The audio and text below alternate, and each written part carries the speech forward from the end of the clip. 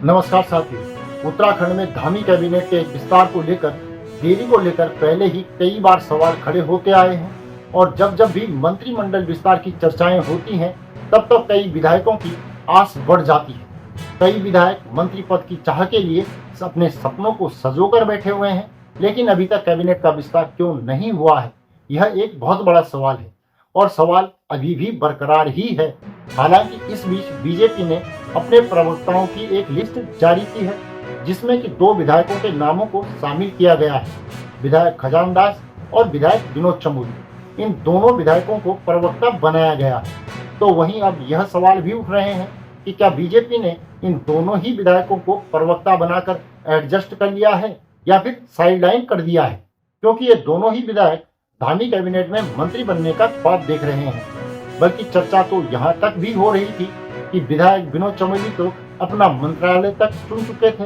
फिर आखिर ऐसी क्या वजह रही कि बीजेपी को प्रवक्ताओं की लिस्ट में विधायकों को शामिल करना पड़ा।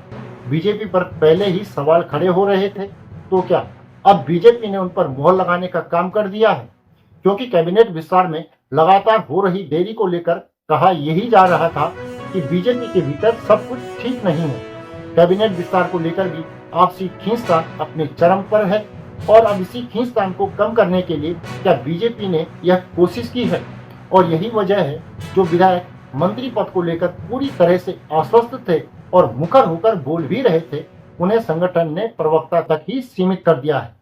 लेकिन इस तरह से इसको भी समझा जा सकता है कि जो कांग्रेस के खेमे से बीजेपी में आए हुए हैं, उन्हें और बीजेपी के विधायकों को एक समान बीजेपी संगठन ने तवज्जो देने का काम किया।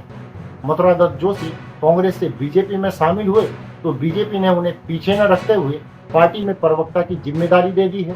तो वहीं जो पहले से ही बीजेपी से कई बार विधायक चुनकर भी आए हैं, तो उन्हें भी कांग्रेस से आए नेताओं के बराबर ही कर दिया है, यानी प्रवक्ता बना दिया है। अब आखिर इससे क्या निष्कर्ष निकाला जाए, मतलब क्या समझा जाए?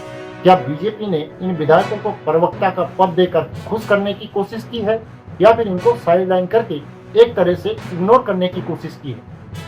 धामी कैबिनेट में 5 मंत्रियों के पद भरे जाने हैं और जिसके लिए कई विधायक लालायित या आतुर दिख रहे हैं।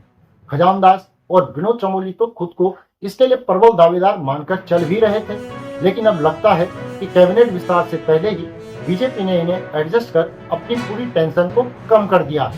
साथियों, इस रिपोर्ट को लेकर आपकी क्या राय है, हमें कमेंट करके जरूर बताइएगा और हमारे चैनल को सब्सक्राइब जरूर कर लीजिए। अभी के लिए इतना ही। अगली वीडियो में जल्द ही पुनः मुलाकात होगी। तब तक के लिए नमस्कार।